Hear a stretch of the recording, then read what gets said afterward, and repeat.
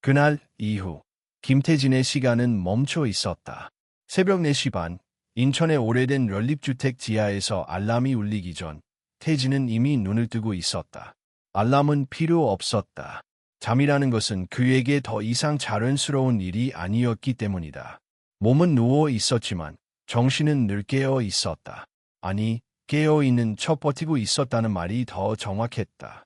그는 조용히 몸을 일으켜 부엌으로 나갔다.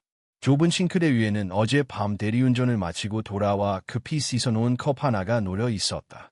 컵 안쪽에 남은 커피 자국이 마치 지워지지 않는 흔적처럼 남아 있었다. 태진은 컵을 씻으며 문득 이런 생각이 들었다. 사람도 이렇게 씻어내면 과거가 사라질 수 있다면 얼마나 좋을까. 방 안에서는 10살이 된 딸 김혜진이 자고 있었다. 이불을 발로 걷어차고 자는 버릇은 5살 때나 지금이나 똑같았다. 태진은 조심스럽게 이불을 다시 덮어주며 아이의 얼굴을 한참 바라봤다. 혜진의 얼굴에는 어릴 적 아내 정혜원의 모습이 겹쳐보였다. 웃을 때 올라가는 입꼬리, 눈을 감을 때 살짝 떨리는 속눈썹까지 닮아 있었다. 그 생각이 들 때마다 태진의 가슴 어딘가가 조용히 무너졌다. 아빠. 잠결에 혜진이 중얼거리자 태진은 순간 숨을 멈췄다. 혹시 깬 건 아닐까 싶어서였다. 하지만 아이는 다시 고요해졌다. 태진은 작은 숨을 내쉬고 방을 나왔다. 그날은 평범한 화요일이었다. 아니, 정확히 말하면 평범해 보이려고 애쓰는 화요일이었다. 하지만 태진은 알고 있었다. 오늘이 어떤 날인지 달력에 표시하지 않아도, 시계가 알려주지 않아도 몸이 먼저 기억해버린 날. 정혜원이 죽었다고 알려진 날. 5일 전 오늘 경찰로부터 전화를 받았던 시간은 밤 11시 47분이었다. 한강 다리 위에서 차량이 추락했고 탑승자는 실종. 현장에서는 아내의 가방과 휴대전화만 발견됐다는 말. 그 이후로 태진의 삶은 2개로 갈라졌다. 그날 이전과 그날 이후. 그날 이후의 삶은 늘 같은 패턴이었다. 낮에는 자동차 정비소에서 일하고 저녁에는 딸을 챙기고 밤에는 대리운전을 했다. 그렇게 하루를 쪼개 살지 않으면 살아남을 수 없었다. 빚은 정리됐지만 남은 것은 지독한 피로와 책임뿐이었다. 밤이 되자 태진은 혜진을 재우고 거실에 혼자 앉았다. 집 안은 지나치게 조용했다. TV를 켜면 오히려 더 공허해질 것 같아 켜지 않았다. 대신 휴대전화를 테이블 위에 올려놓고 바라봤다. 그는 알고 있었다. 오늘 밤 그 전화가 올 거라는 걸. 처음 그 전화를 받았던 건 아내가 사라진 지 1년이 되었을 때였다. 발신번호 표시 제한. 아무 말도 하지 않고 숨소리만 들리다 끊기는 전화. 처음에는 장난 전화라고 생각했다. 하지만 다음 해, 그 다음 해, 정확히 같은 날짜, 같은 시간에 같은 전화가 걸려왔다. 우연이라고 하기에는 너무 정확했다. 태진은 전화를 받지 않은 적도 있었다. 하지만 그럴수록 가슴이 더 조여왔다. 혹시 받지 않아서, 혹시 그 전화가 정말로 무언가를 말하려던 거라면. 그런 생각이 머리를 떠나지 않았다. 벽시계가 11시 46분을 가리켰다. 태진은 무의식적으로 휴대전화를 집어들었다. 손바닥이 미세하게 떨리고 있었다. 11시 47분. 진동이 울렸다. 발신번호 표시 제한. 태진은 눈을 감았다가 떴다. 5회 동안 같은 장면을 수없이 반복했지만 이 순간만큼은 절대 익숙해지지 않았다. 그는 통화 버튼을 눌렀다. 여보세요. 잠시 침묵. 숨소리. 아주 미세한, 마치 누군가가 울음을 참으려고 애쓰는 듯한 숨소리였다. 태진의 심장이 빠르게 뛰기 시작했다. 그는 아무 말도 하지 않고 귀를 기울였다. 이 숨소리를 그는 알고 있었다. 기억 속 어딘가에 분명히 존재하는 숨소리였다. 여보세요. 다시 말했다. 그리고 그때였다. 오빠. 목소리가 들렸다. 너무 희미해서 처음엔 착각이라고 생각했다. 하지만 그 한 음절은 분명히 말의 형태를 하고 있었다. 태진의 손에서 휴대전화가 미끄러질 뻔했다. 오빠, 우리 혜진이 잘 지냈어. 그 순간 태진의 세계가 완전히 멈췄다. 귀에서 웅웅거리는 소리가 났다.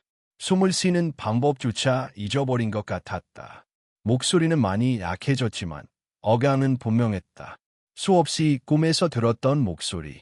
5일 동안 사진 앞에서 혼잣말을 하며 떠올렸던 바로 그 사람의 목소리. 혜원아. 태진은 거의 울부짖듯 이름을 불렀다. 하지만 대답은 없었다. 숨소리만 잠시 더 이어지다가 뚝 하고 통화가 끊겼다. 거실은 다시 조용해졌다. 태진은 그대로 바닥에 주저앉았다. 손에 쥔 휴대전화가 식은 새덩이처럼 느껴졌다.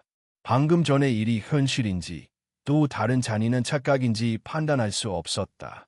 그는 미친 듯이 통화 기록을 확인했다. 발신번호 표시 제한. 기록은 남아 있었지만 그 너머의 진실은 아무것도 남아있지 않았다.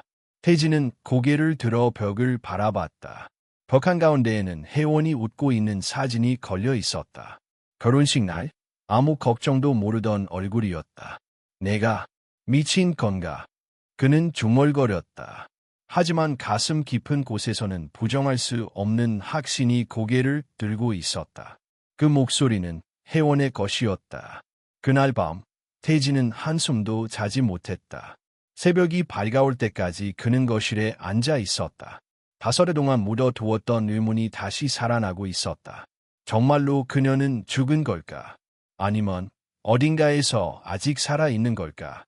그리고 만약 그렇다면 지금에서야 목소리를 들려준 걸까?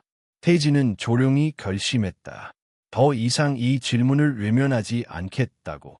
그의 멈춰있던 시간은 다시 움직이기 시작하고 있었다.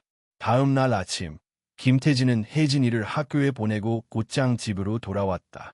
평소 같았으면 바로 정비소로 출근했겠지만 오늘은 아무 일도 손에 잡히지 않았다. 머릿속이 텅 빈 듯하다가도 이내 어젯밤의 목소리가 생생하게 되살아났다. 오빠, 우리 혜진이 잘 지냈어? 그 짧은 문장이 계속해서 귀에 맴돌았다. 가슴속에 숨겨두었던 기억이 되살아나고 봉인된 감정들이 스멀스멀 올라왔다. 눈을 감으면 그녀의 얼굴이 떠올랐다. 마지막으로 본 그날, 유서 한 장 없이 사라진 혜원의 미소는 여전히 그의 머릿속에 박혀 있었다. 태진은 주방으로 가서 커피를 내렸다. 컵을 입에 대고 한 모금 넘기려 했지만 손이 떨려 커피가 조금 흘러내렸다. 그는 컵을 내려놓고 두 손으로 얼굴을 감쌌다.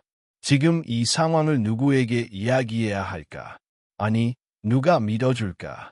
그 순간 머릿속에 한 사람이 떠올랐다. 한지우. 대학 시절부터 알고 지낸 친구이자 지금은 사이버 수사대에서 일하고 있는 경찰. 태진이 유일하게 마음을 놓고 믿을 수 있는 사람이었다. 무엇보다도 그는 감정보다는 데이터를 믿는 사람이었다. 태진은 휴대전화를 꺼내 지우에게 전화를 걸었다. 지우야, 혹시 오늘 시간 좀 낼 수 있어?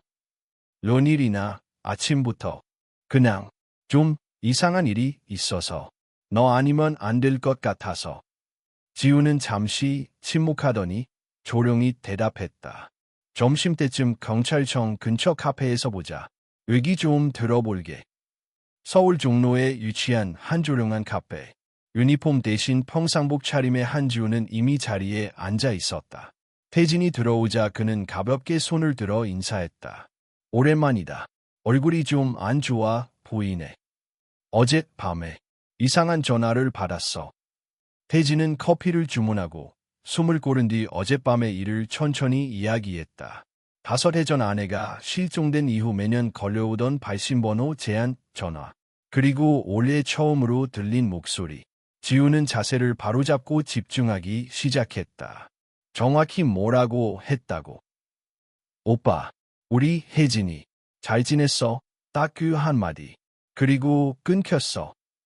지우는 핸드폰을 받아들고 통화 기록을 확인했다. 발신번호 표시 제한. 이건 보통 해외나 위장 발신 앱을 통해 걸린 전화일 확률이 높아. 하지만 이걸로는 위치 추적이 불가능해. 그럼 방법이 없어. 지우는 고개를 가로저었다가 다시 고개를 끄덕였다. 실시간 추적은 힘들지만 통신사의 협조를 요청해서 통화가 연결된 시간대에 발생한 기지국 신호를 분석해 볼 수 있어.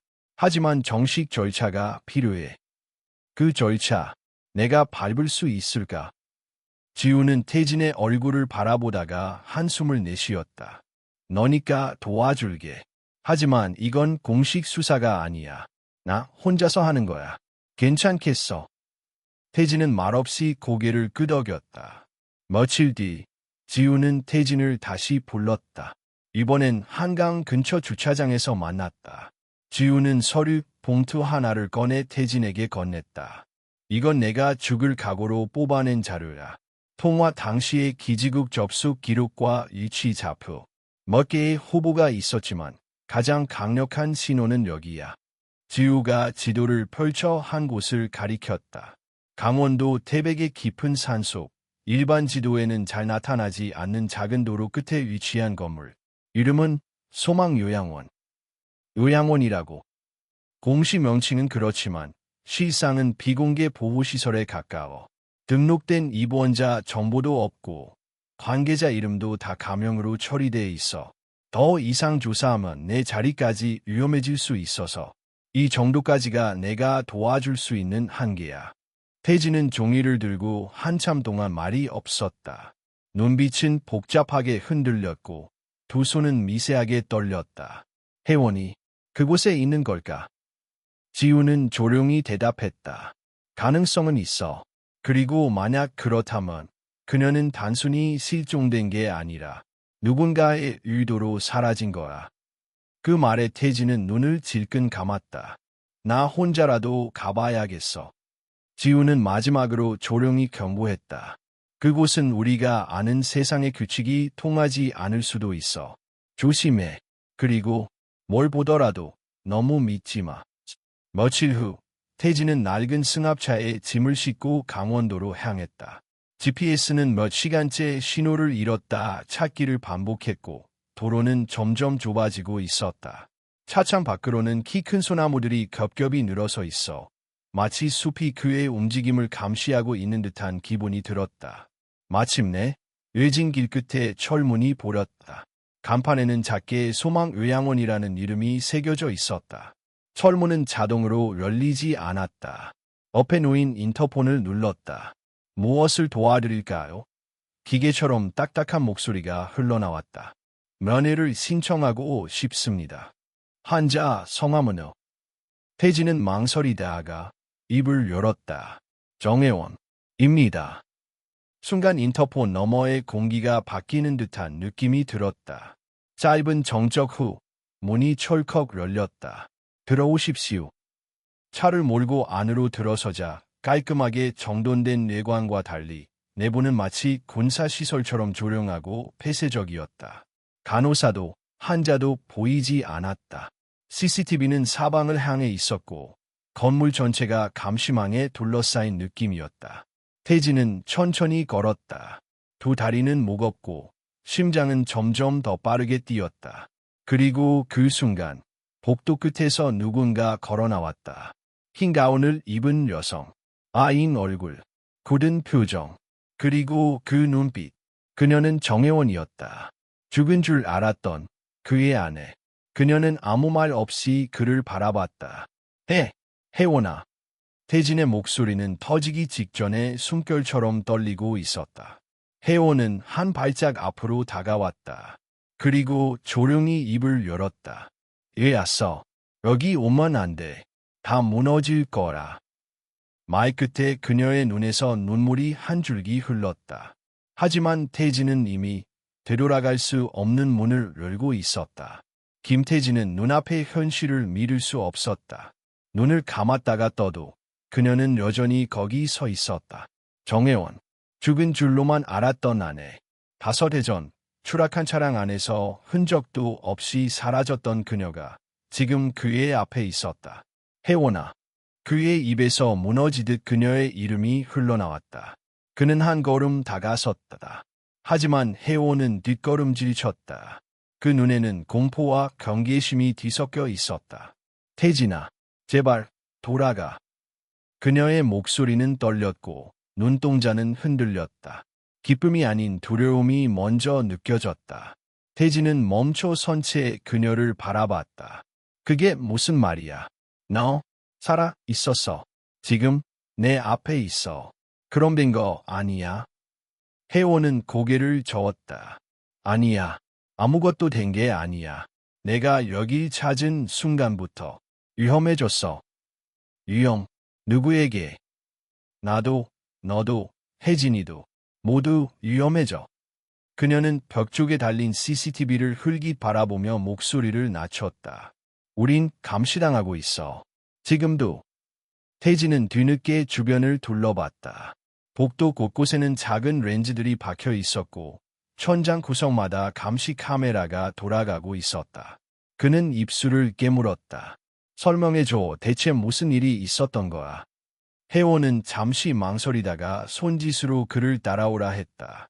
그들은 복도를 지나 구석진 공간에 위치한 작은 창고 같은 방으로 들어갔다.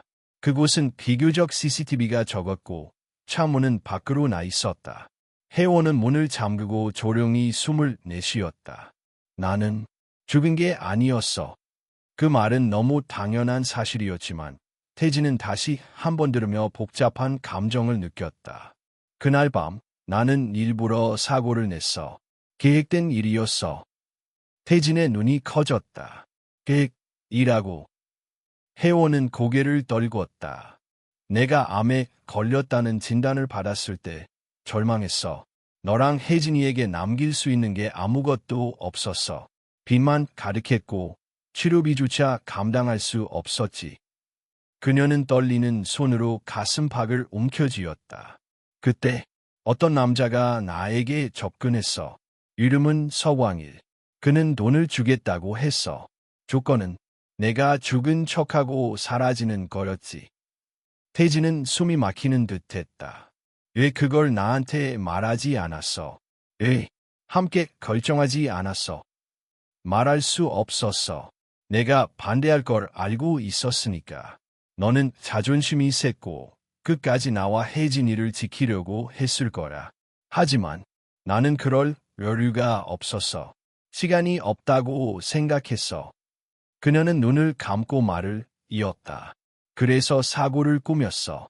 차량은 준비된 대로 다리 아래로 떨어졌고 내 흔적은 조작됐지. 경찰도 보험사도 아무도 의심하지 않았어. 그 정도로 완벽하게 짜여진 계획이었어. 그럼 이곳은 뭐야? 여긴 도대체 어디야? 여기는 살아있으면서도 죽은 사람들의 집이야. 그 말에 태진은 다시금 혼란스러웠다.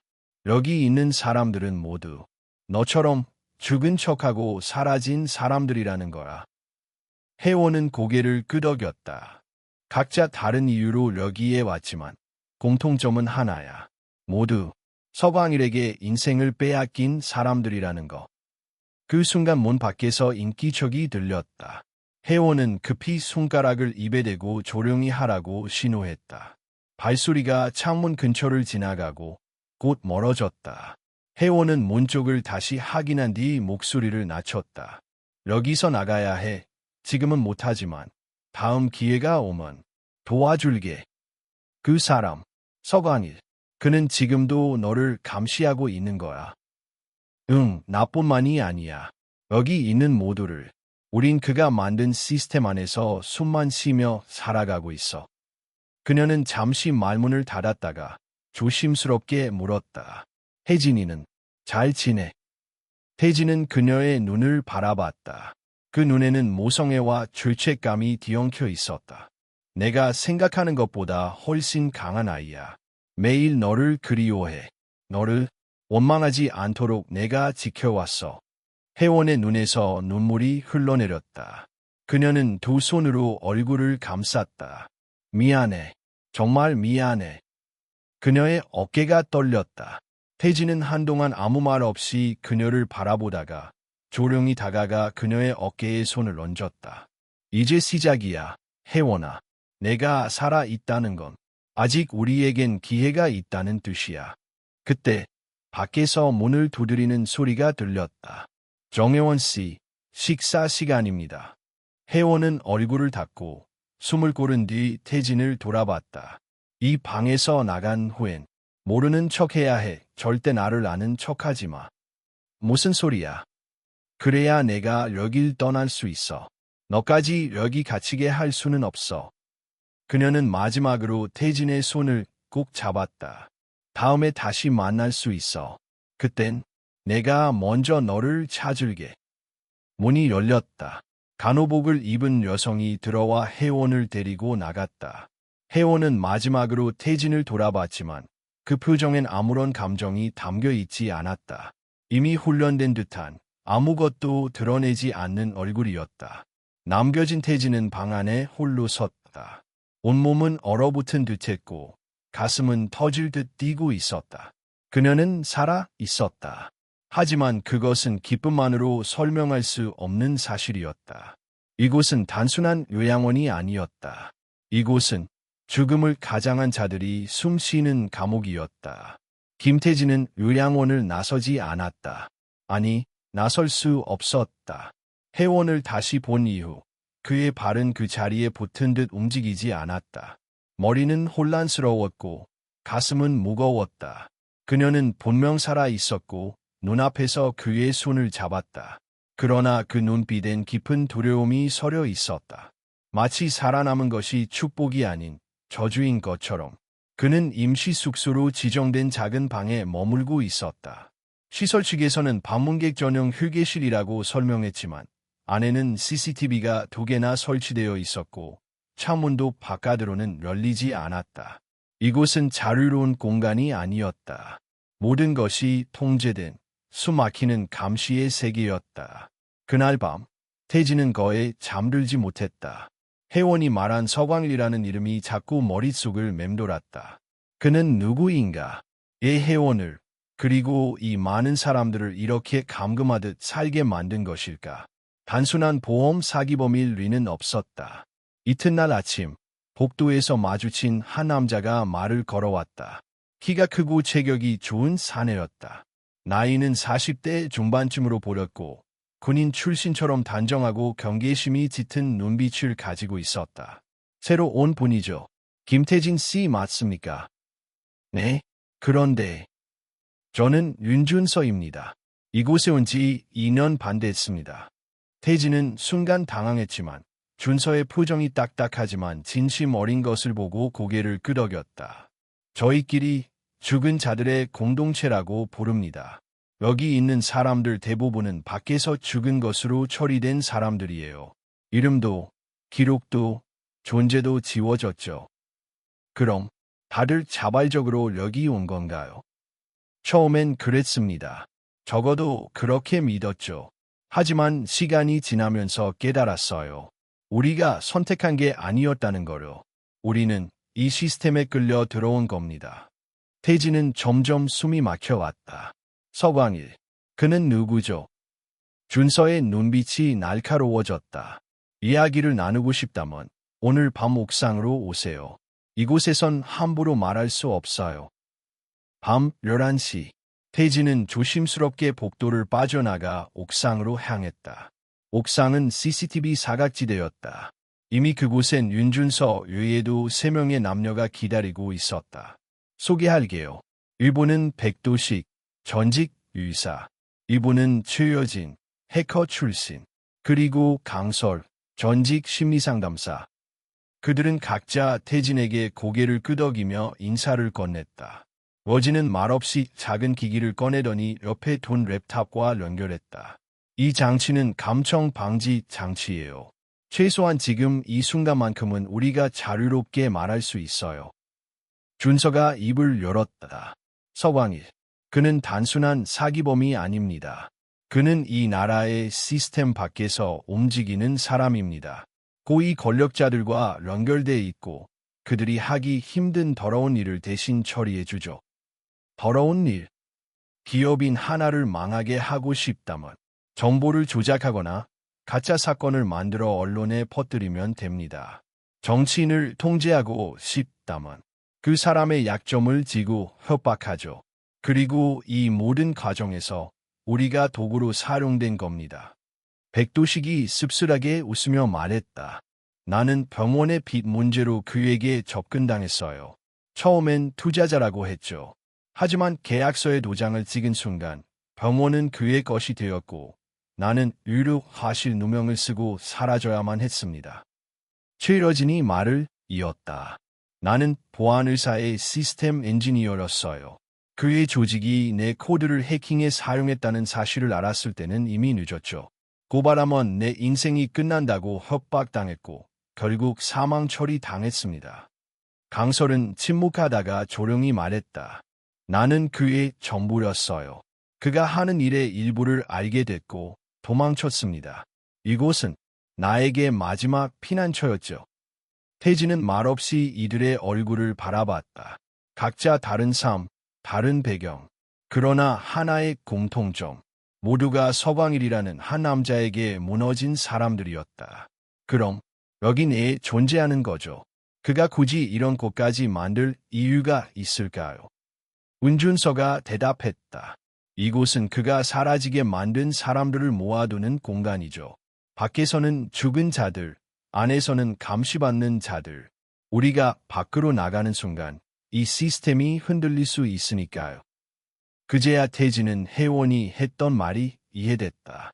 내가 여기 찾은 순간부터 위험해졌어. 그는 자신도 모르게 주먹을 쥐었다. 왜 아무도 고발하지 않았죠? 이렇게 많은 사람들이 고통받고 있는데. 최여진이 고개를 저었다. 우린 존재하지 않는 사람들이에요. 주민등록도, 지문도, 모든 기록이 삭제됐어요. 경찰에 가도 누구세요? 라고 물을 뿐이에요. 태진은 가슴 깊은 곳에서부터 분노가 치밀어 올랐다. 이 모든 건 단순한 범죄가 아니라 구조적 조작이었다. 그리고 혜원은 그 안에서 가장 깊숙이 갇혀 있는 피해자였다. 그럼 방법은 없는 건가요? 은준서의 눈빛이 흔들렸다. 우린 지금까지 숨어 있었어요. 하지만 이젠 움직여야 할 때입니다. 백도식이 조용히 말했다. 당신이 여기 온 건 우연이 아닐지도 몰라요. 당신은 바깥의 사람이고 아직 모든 걸 잃지 않았어요. 당신을 통해 우리가 다시 세상과 연결될 수 있다면. 그 말에 태진은 무겁게 고개를 끄덕였다.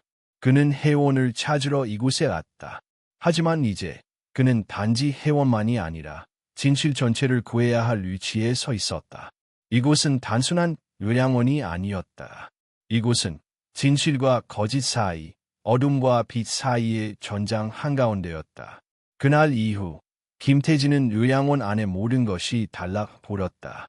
이전에는 단지 폐쇄적이고 기묘한 공간처럼 느껴졌지만 이제 그는 그 구조 안에 숨겨진 목적과 악의를 인식하고 있었다. 정혜원이 말했던 공포, 윤준서가 말했던 시스템, 그리고 이곳에 모인 사람들의 눈빛. 모두가 한 사람의 이름으로 이어져 있었다. 서관일. 그 이름은 마치 저주처럼 무겁고 어딘가에서 모든 것을 조종하는 악마의 손처럼 느껴졌다. 태진은 조심스럽게 움직이기 시작했다. 우선은 이 공간 안에서 최대한 많은 정보를 수집해야 했다. 그는 다른 입수자들과 자연스럽게 어울리며 하나하나 대화를 나눴다. 놀랍게도 그들은 대부분 자신의 사연을 태진에게 꺼내놓았다. 아마도 그가 바깥에서 온 사람이기 때문이었다. 아직 시스템에 완전히 흡수되지 않은 희망처럼 느껴졌을지도 모른다. 그 중에서도 백도식은 특히 많은 정보를 가지고 있었다. 그는 원래 내과 병원을 운영하던 의사였다.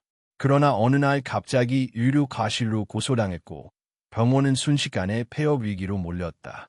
그때 서광일이라는 남자가 다가왔다. 그는 처음엔 구세주처럼 보였어요.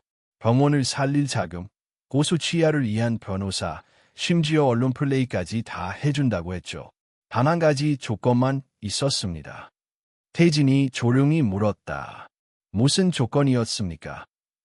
그가 원하는 시점에 병원을 넘기고 자연스럽게 사라져 달라는 것이었어요. 그리고 전 결국 계약을 받아들였죠. 도식은 자주적으로 웃었다. 내가 바보였어요. 의사로서 수십 명의 생명을 살려놓고도 내 인생 하나를 지키지 못했죠.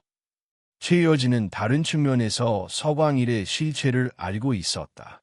그녀는 과거 대기업의 보안 시스템을 개발한 IT 엔지니어였다.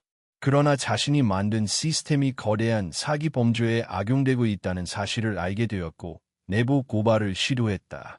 그땐 나도 당당했어요. 진실을 밝히면 정의가 날 보호해줄 거라고 믿었죠. 그녀는 허공을 바라보며 중얼거렸다. 하지만 그가 나타났어요. 내 친구, 내 가족, 내 연인까지 하나씩 차례대로 무너졌어요. 결국 나도 죽은 사람이 됐죠. 이야기를 듣는 태진의 얼굴은 점점 굳어졌다.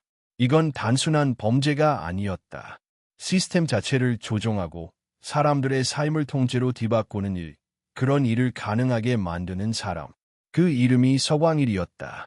그러던 중 태진은 다시 정혜원과 조룡이 마주하게 됐다. 그날 밤 복도 끝창고에서 그들은 조심스럽게 이야기를 나누었다. 그는 지금도 나를 지켜보고 있어. 내가 작은 행동 하나만 잘못해도 바로 반응하지. 널 왜 이렇게까지 감시하는 거야? 나 혼자 때문이 아니야. 여기 있는 사람들 대부분은 그의 약점을 알고 있어.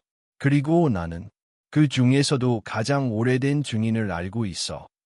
혜원은 잠시 말을 멈추었다. 그리고 주머니에서 작은 종이 쪽지를 꺼내 태진에게 건넸다. 이 이름을 기억해. 박누철. 이곳에선 이름을 바꾸고 지내지만 그는 서광일의 과거를 알고 있는 유일한 사람이야. 태진은 조심스럽게 쪽지를 받아 지었다. 그는 이력이 있어. 처음엔 서광일의 동업자였대. 하지만 어느 순간 그를 배신하고 도망치려다 붙잡혔고 이후 여기로 보내졌어. 그도 감시 대상이지.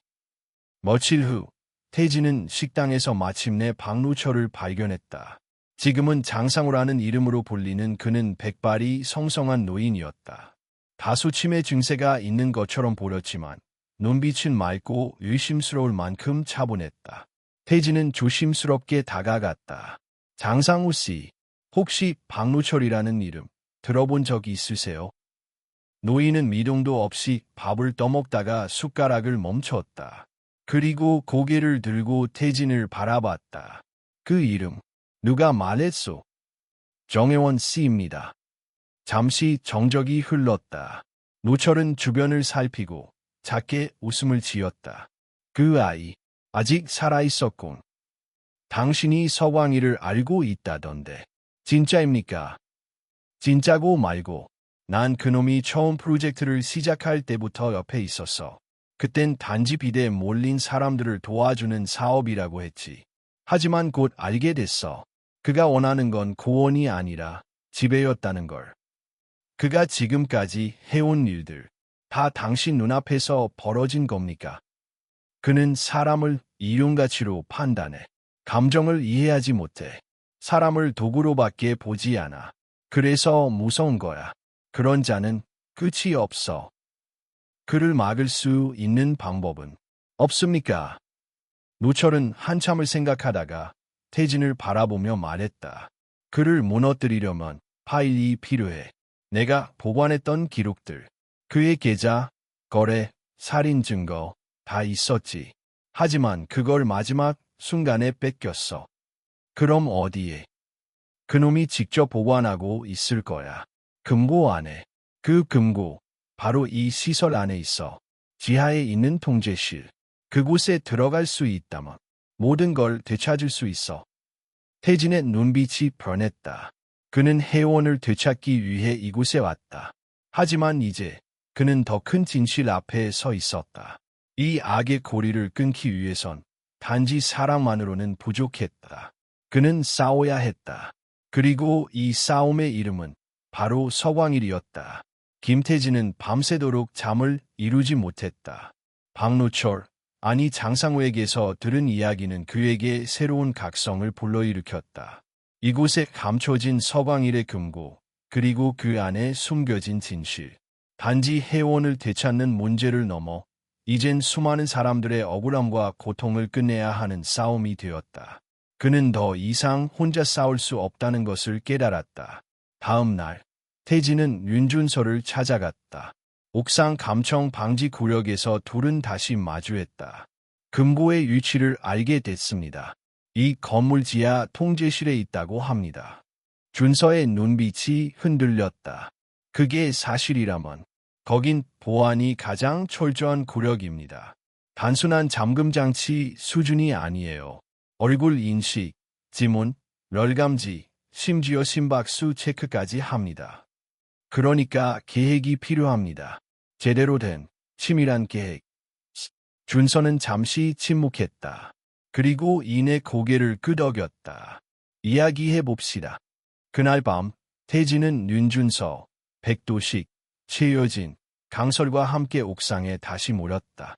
그들은 원형으로 앉아 철저한 침묵 속에서 계획을 나누었다.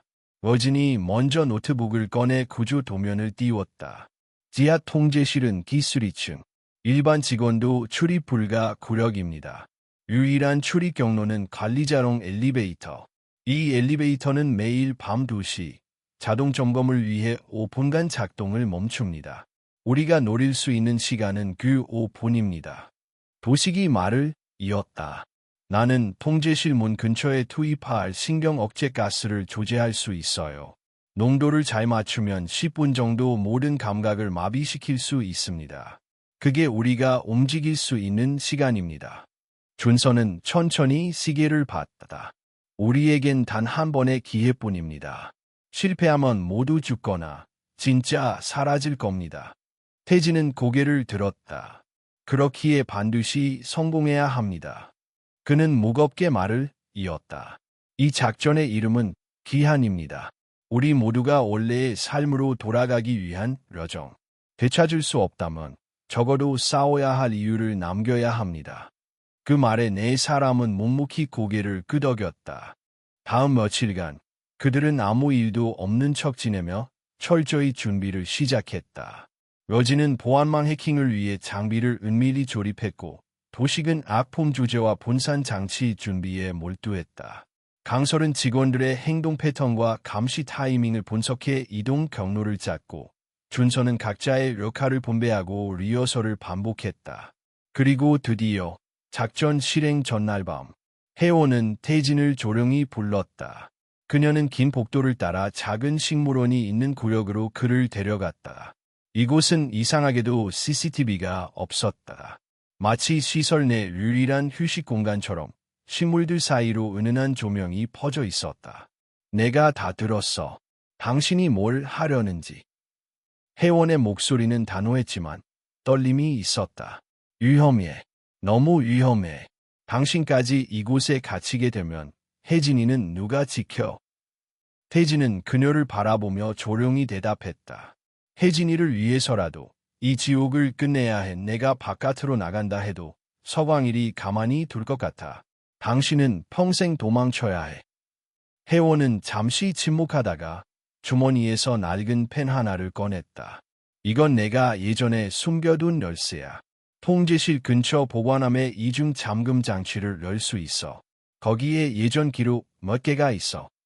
태진은 펜을 받아들고 그녀의 손을 잡았다. 이번엔 반드시 함께 나가자. 당신 혼자서 모든 걸 짊어지지 마. 그녀의 눈가가 붉어졌다. 하지만 이내 고개를 끄덕였다. 약속해줘. 무슨 일이 있어도 혜진이에게 돌아가겠다고. 태진은 조용히 답했다. 약속할게. 그리고 밤이 깊어갔다. 작전 당일 새벽 1시 55분 5명은 각자의 위치로 향했다.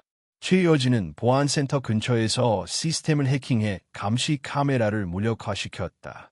강설은 간호사 복장으로 보안 인력들의 시선을 끌며 복도에서 시간을 끌었다. 백도식은 악품 분사 장치를 몰래 통제실 인근 한 기구에 설치했고 윤준서는 지하 통로를 따라 무장 순찰 경로를 방해했다. 태진은 중앙 계단을 타고 B3층으로 내려갔다. 그는 정혜원이 준 펜을 꺼내 보관함을 열었고 그 안에서 오래된 서류철 하나를 발견했다.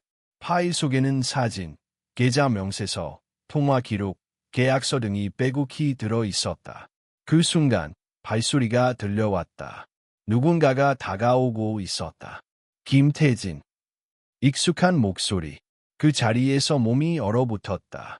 서광일. 그는 조용히 계단을 내려와 통제실 앞에 섰다. 검은 정장을 입은 그는 얼굴에 미소를 띠고 있었다. 차분하면서도 잔인한 그 눈빛. 태진은 숨을 삼켰다. 생각보다 훨씬 빠르군. 역시 사람은 절박할 때 가장 뛰어난 선택을 하지. 서광일은 천천히 걸어왔다. 하지만 내가 찾은 파일은 반쪽짜리야. 진짜는 여기 있지. 그는 자신의 가슴을 손으로 쳤다. 나를 무너뜨리려면 그 반쪽으론 부족해. 태진은 파일을 가방에 넣고 조용히 말했다. 당신을 무너뜨릴 생각은 없어. 난 진실을 꺼낼 거야. 세상 사람들이 판단하도록 만들지. 서광일은 비웃듯 고개를 끄덕였다. 그럼 증명해봐라. 누가 옳은지. 그리고 뒤에서 경보음이 울렸다. 작전이 들킨 것이었다. 태진은 가방을 들고 뛰었다. 지금은 싸울 때가 아니었다. 지금은 살아남아야 했다. 살아서 돌아가야 했다. 그것이 이 싸움의 시작이었다. 그리고 기화는 아직 끝나지 않았다. 경보음은 귀를 찢을 듯 요양원 전체를 울려 퍼졌다. 붉은 경보등이 복도 천장마다 번쩍였고 문마다 자동 잠금 장치가 내려오기 시작했다. 공포는 순식간에 퍼졌다. 복도 곳곳에서 환자들과 직원들의 비명이 들렸다. 김태진은 가방을 꼭 움켜쥔 채 지하 복도를 내달렸다. 그의 머릿속엔 단 하나의 목표만 존재했다. 이곳을 벗어나야 한다. 살아서 이 파일을 세상 밖으로 가져가야 한다. 출입문이 폐쇄됩니다. 모든 인원은 지정 구역으로 이동하십시오. 기계음이 반복되며 그의 뒤를 쫓았다. 무장 경비원들의 발소리가 점점 가까워졌다. 그는 코너를 돌고 비상구 계단으로 진입했다. 폐쇄되기 직전에 틈을 간신히 빠져나오며 몸을 벽에 밀착시켰다. 숨이 거칠었다. 심장은 마치 귀에 붙은 듯 뛰고 있었고 온몸엔 식은땀이 흘렀다.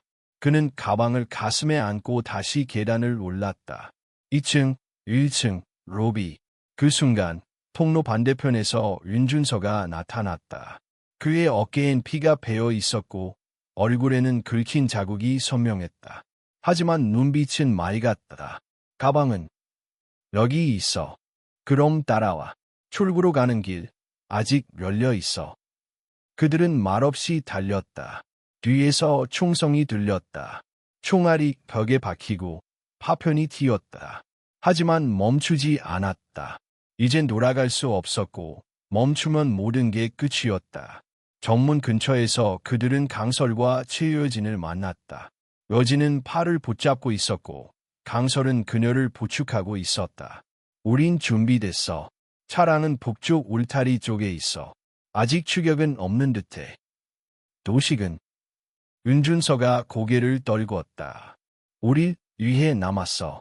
아픔을 다시 뿌리겠다고 했어. 그게 마지막이었어. 한순간에 침묵이 무겁게 내려앉았다. 하지만 태진은 이를 악물고 고개를 들었다. 그의 희생을 헛되게 하지 말자. 그들은 다시 뛰었다. 요양원 북쪽 울타리는 오래된 철제 구조물로 예보와 연결된 유일한 출구였다. 강설이 미리 조작한 배선 덕분에 감시 전력은 일시적으로 꺼져 있었다. 차량이 보렸다. 낡은 봉부차 한 대 문을 열고 차에 올라타는 순간 다시 총성이 울렸다. 탄환이 차량 옆을 스쳐 지나갔다. 태진은 급히 운전석에 올라 시동을 걸었다. 엔진이 부르르 떨리며 켜졌다. 잡아! 윤준서가 소리쳤다. 차량이 속도를 높이며 울타리를 빠져나갔고 뒷 유리창이 산산조각 났다. 하지만 그들은 살아있었다. 차량은 산길을 따라 달렸다. 한참을 달린 끝에 신호가 잡히는 지점까지 도달했다. 태진은 핸들을 잡은 채 숨을 몰아쉬었다. 옆에서 최여진이 노트북을 꺼내 들었다. 파일을 확인해봐야 해. 손상되었는지, 유효한 증거가 남았는지. 태진은 가방을 열고 파일을 꺼냈다. 종이뭉치들, USB 드라이브, 장의 사진들. 어지는 그것들을 받아들고 빠르게 스캔했다. 이건 진짜라. 여기에 있는 계좌 내역만으로도 검찰이 수사에 착수할 수 있어. 게다가 살인모해, 강제 익수, 강압 계약까지 모든 게 다 있어. 강설이 조용히 물었다. 그럼 이제 우리가 해야 할 일은? 태진은 대답하지 않았다. 대신 핸드폰을 꺼냈다. 그리고 가장 먼저 떠오른 사람, 한지우에게 전화를 걸었다. 신호음이 울리고 곧 지우의 목소리가 들렸다. 태진아, 무슨 일이야? 너 지금 어디야? 며칠째 연락이 안 됐어. 지우야, 시간이 없어. 지금부터 내가 말하는 걸 잘 들어. 이건 너만이 도와줄 수 있는 일이야. 그는 짧게, 그러나 핵심만을 요약해 지우에게 상황을 설명했다. 파일의 내용, 탈출의 과정, 그리고 지금 자신들이 가지고 있는 증거. 지우는 한동안 침묵하다가 조용히 말했다. 알겠어. 그 자료들 내가 직접 접수할게. 경찰청 내부에 아직 믿을 수 있는 사람들이 있어. 하지만 너도 조심해야 해. 서광일은 단순한 범죄자가 아니야. 그는 시스템의 일부야. 태진은 고개를 끄덕였다. 그래서 무너뜨려야 해. 시스템이 사람을 먹는 구조라면 우리는 그 입을 닫아야 해. 전화를 끊고 나서 차량 안은 고요했다. 어두운 산길을 달리는 봉고차 안, 그러나 그 안엔 새로운 희망이 타오르고 있었다. 혜원이 말했던 진실의 무게는 단지 과거에 대한 회복이 아니었다. 그것은 지금 살아있는 사람들을 위한 싸움이었다. 숨겨진 진실을 꺼내고 사라진 이름들을 다시 세상으로 불러내는 일. 그것이 귀환의 진짜 의미였다. 그리고 이제 그 귀환은 되돌릴 수 없는 전쟁의 시작이 되어가고 있었다. 서울로 돌아온 그들은 시내 일각의 작은 모텔에 잠시 몸을 숨겼다. 도심으로 들어가는 순간부터 감시의 눈은 다시 살아날 것이고 그들이 지닌 자료는 이제 단순한 문서가 아닌 폭탄이었다. 조심스럽게 움직여야 했다. 김태진은 모텔 방 창가에서 불 꺼진 도시를 바라보고 있었다. 그의 손엔 가방이 들려 있었고 안에는 세상을 뒤흔들 진실이 담겨 있었다. 그 옆에 앉은 윤준서는 그의 눈빛을 읽고 조용히 물었다. 지금이라도 후회되나? 아니, 하지만 무섭긴 해. 태진은 솔직히 말했다. 진실을 마주하는 것보다 그걸 세상에 꺼내놓는 게 더 어렵다는 걸 처음 느껴. 그때 문이 조용히 열렸다. 한지우가 도착한 것이었다. 평소보다 더 말끔한 차림새였지만 눈가엔 깊은 피로가 묻어 있었다. 자료는 가져왔지. 태진은 고개를 끄덕이며 가방을 내밀었다. 지우는 그것을 받아 조심스럽게 열었다. USB를 노트북에 꽂고 자료를 하나하나 확인하기 시작했다. 화면에는 계좌 이체 기록, 도청 녹취록, 영상 캡처, 그리고 사망 처리자 명단이라는 폴더까지 있었다. 지우는 숨을 죽인 채 문서를 넘겼다. 그리고 이내 몸을 뒤로 기대며 눈을 감았다. 이건 그냥 범죄가 아니야. 이건 체계적이고 정치적이고 구조적인 범죄야. 여진이 조용히 말했다. 우린 알고 있었어요. 하지만 당신처럼 시스템 안에 있는 사람이 이걸 인정해주기 전까진 아무 의미 없어요. 지우는 고개를 끄덕였다. 경찰청 내부엔 몇 명 믿을 수 있는 동료가 있어. 이 자료를 통해 내부 감사국에 정식 고발을 넣을 거야. 동시에 기자들과 인권단체에도 자료 일부를 흘리자. 한쪽만 믿을 수 없어. 공론화와 법적 절차를 동시에 걸어야 해. 강설이 물었다. 그럼 언제쯤 움직일 수 있죠? 지우는 시계를 봤다. 내일 오전 9시. 경찰청 감사국 국장과 면담 약속을 잡아놨어. 그 자리에 이 파일을 들고 가겠다. 하지만 4명은 그 전에 더 이상 함께 움직이지 않는 게 좋아. 흩어져서 따로 움직이는 게 더 안전해. 은준서가 입을 열었다. 그럼 김태진은? 태진은 나와 함께 움직일 거야. 이건 그의 싸움이기도 하니까. 그 말에 방 안은 잠시 고요해졌다. 그날 밤 태진은 혜원과 통화했다. 그녀는 안전하게 다른 입수자들과 함께 보호소로 이동해 있었고 임시 신분으로 보호를 받고 있었다. 혜진이는 어때? 그녀의 물음에 태진은 조용히 미소 지었다. 잘 지내. 곧 널 다시 보게 될 거야. 그녀는 한동안 말이 없었다. 그리고 조용히 속삭였다. 고마워. 살아줘서. 다음 날 아침, 김태진과 한지우는 경찰청 감사국 건물 앞에 도착했다. 그들은 보안 검색을 지나 건물 안으로 들어갔다. 국장실 앞에서 대기하던 중 지우가 조용히 말했다. 이 문을 지나면 모든 게 바뀔 거야. 넌 피해자이자 증인이 되고 동시에 표적이 될 수도 있어. 그래도 해야 해. 누구도 다시는 이런 시스템에 삼켜지지 않도록. 문이 열렸다. 그들은 안으로 들어갔다. 국장은 중년의 냉정한 인상이었지만 지우와는 오래전부터 알고 지낸 듯 태진을 예의 있게 맞이했다. 김태진 씨, 이야기 들었습니다. 증거 자료 가져오셨다고. 지우가 USB를 꺼내 건넸고 국장은 그것을 받아 전용 시스템에 연결했다. 몇 분간의 정적, 그리고 그의 표정이 바뀌었다. 충격과 경악, 분노가 번갈아 얼굴에 지나갔다. 이건 말 그대로 폭탄이군요. 계좌 주인 중에는 전직 장관도 있고 현직 검사 이름도 있어요. 이런 걸 어떻게 입수한 겁니까? 태진은 단호히 말했다. 그 사람들 밑에서 죽은 사람처럼 살아온 이들이 있습니다. 그들의 인생을 되돌리기 위해서 진실을 꺼낸 겁니다. 국장은 조용히 고개를 끄덕였다. 알겠습니다. 지금부터 이 사건은 최고 보안 등급으로 분류되며 비밀리에 수사가 착수될 겁니다. 하지만 언론의 관심을 막을 순 없을 겁니다. 기자들, 이미 움직이고 있어요. 그 순간 국장실 밖에서 직원이 급히 들어왔다. 국장님, 속보입니다. 뉴스 채널들이 일제히 사망자 명단 조작 사건 보도 시작했습니다. 실명까지 나옵니다. 모두의 시선이 TV 화면으로 향했다. 브리핑 중인 앵커가 진지한 목소리로 말했다. 이번 폭로는 단순한 조작을 넘어 살아있는 사람을 죽은 자로 만들고 그들을 감시와 조종의 수단으로 이용해온 시스템에 대한 본격적인 고발로 보입니다. 태진은 조용히 화면을 바라보았다. 지금 이 순간 세상이 바뀌고 있었다. 그날 저녁 윤준서와 나머지 생존자들은 각자의 거처에서 보도 내용을 지켜봤다. 모두 말없이 화면을 바라보았고 눈가엔 조용한 눈물이 고렸다. 그리고 정혜원.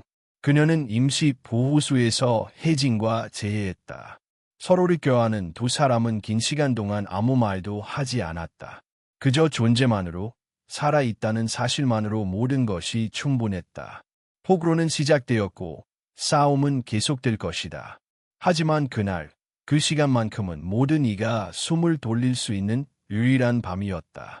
그리고 그 밤은 오직 진실이 만들어낸 밤이었다.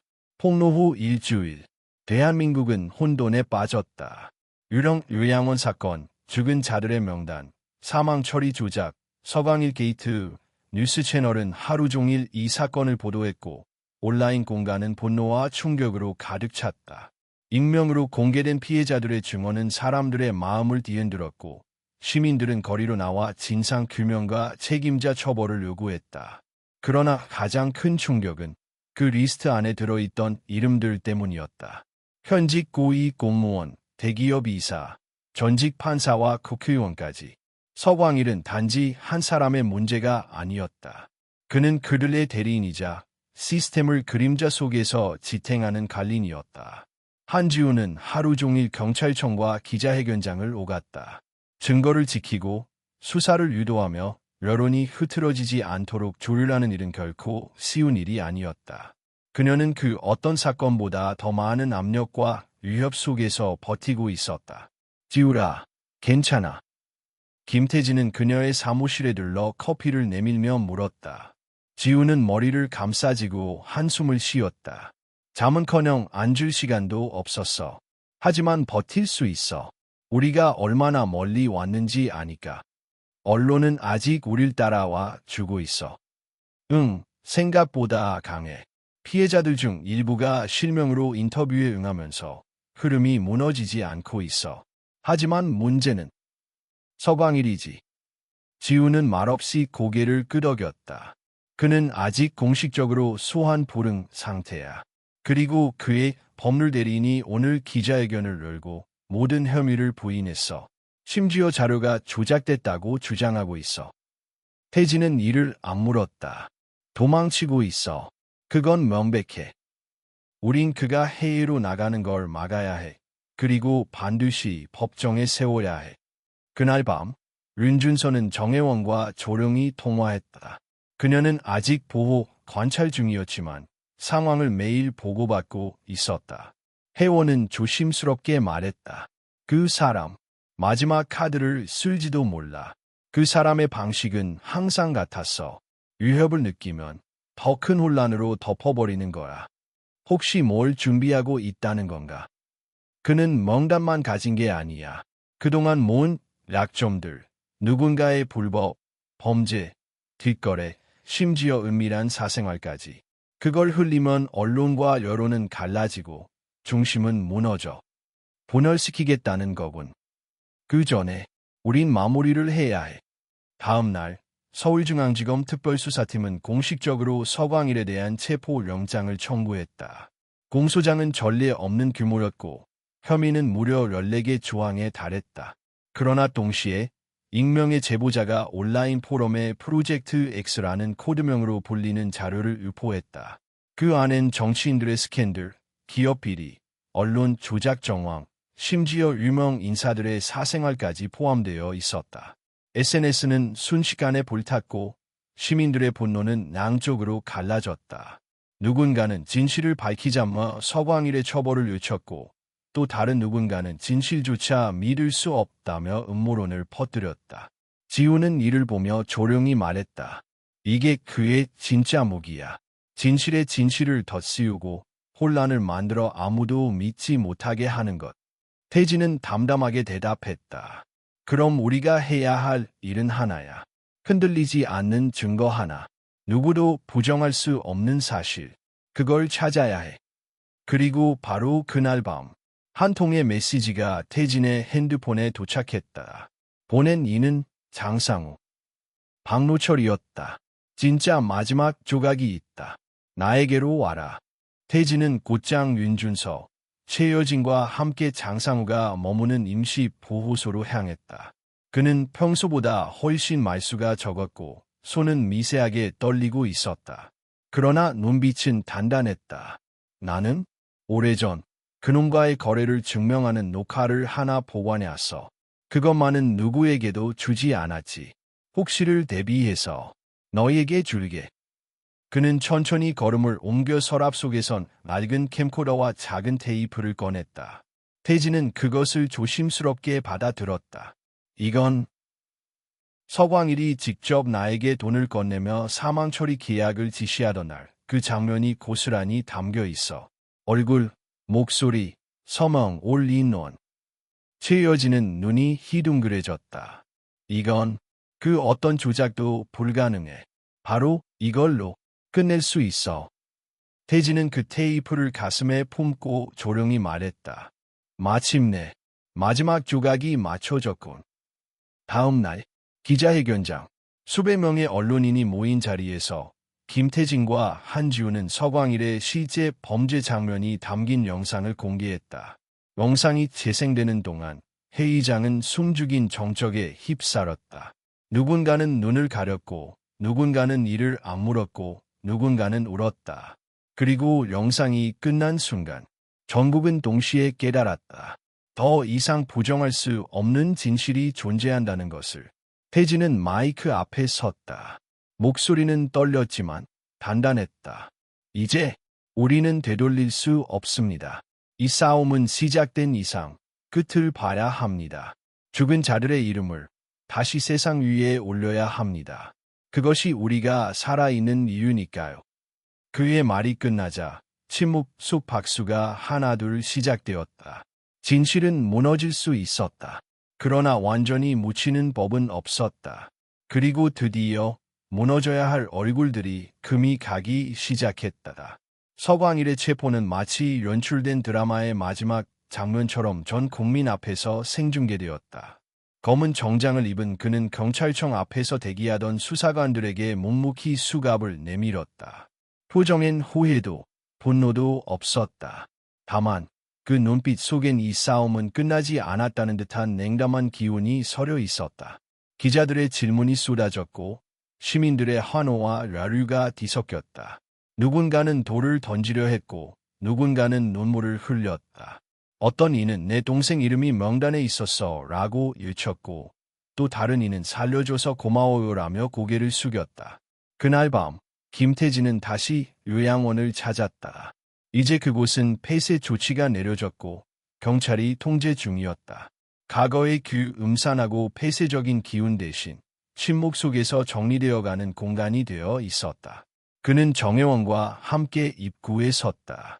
혜진은 혜원의 손을 꼭 붙잡고 있었고 셋은 말없이 한참을 그 건물을 바라보았다. 이곳은 이제 다시 열리지 않을 거야. 혜원이 조용히 말했다. 하지만 여기에 있던 기억들은 우리 안에서 영원히 살아있겠지. 태진은 고개를 끄덕였다. 여긴 지옥이었지만 동시에 우리가 다시 살아야겠다고 결심한 곳이기도 해. 혜진이 작게 웃으며 말했다. 그럼 여기는 다시 태어난 장소인 거네. 두 사람은 아이의 말에 눈시울이 붉어졌다. 몇 달 후 사건은 재판으로 이어졌고 그 과정에서 수많은 증언과 자료가 공개되었다. 수십 명의 가해자가 법정에 섰고 몇몇은 죄를 부인했으며 몇몇은 고개를 숙였다. 서광일은 끝까지 침묵을 지켰다. 단 한마디도 하지 않은 채 모든 혐의를 부인했다. 하지만 마지막 공판날 판결이 내려진 직후 그는 처음으로 입을 열었다. 진실이란 건 보는 사람의 위치에 따라 달라집니다. 당신들이 옳다고 믿는 그 정의가 또 다른 누군가에겐 폭력일 수 있죠. 그 말에 재판장은 단호하게 말하며 그를 말렸다. 진실은 해석이 아닙니다. 진실은 존재 그 자체입니다. 결국 그는 징역 35년을 선고받았고 추가적인 혐의로 인해 실형은 더 늘어날 가능성이 있었다. 언론은 이를 그림자 권력의 몰락이라 불렀다. 한지우는 경찰청 내부 고발자로 정식 등록되었고 내부 감사국으로 자리를 옮겼다. 그녀는 여전히 위험에 노출되어 있었지만 더 이상 혼자가 아니었다. 최여진은 IT 보안 회사를 설립해 시스템 속 악용 구조를 감시하는 플랫폼을 운영했다. 그녀는 더 이상 숨어 있지 않았다. 강설은 심리 상담소를 열었다. 돌아온 사람들을 위한 공간. 그곳엔 이름 없는 사람들의 목소리가 모였다. 윤준서는 국가인권위원회에 합류해 사라진 자들의 권리를 복원하는 법률 운동을 이끌었다. 그의 눈빛은 여전히 단단했고 누구보다 조용한 설득력이 있었다. 그리고 김태진은 글을 쓰기 시작했다. 그는 이 모든 이야기를 책으로 남겼다. 실명을 가린 이야기, 기록을 토대로 재구성된 진실. 그 책은 출간 직후 베스트셀러가 되었고 수많은 사람들에게 물었다. 당신은 어떤 진실 위에서 살아가고 있습니까?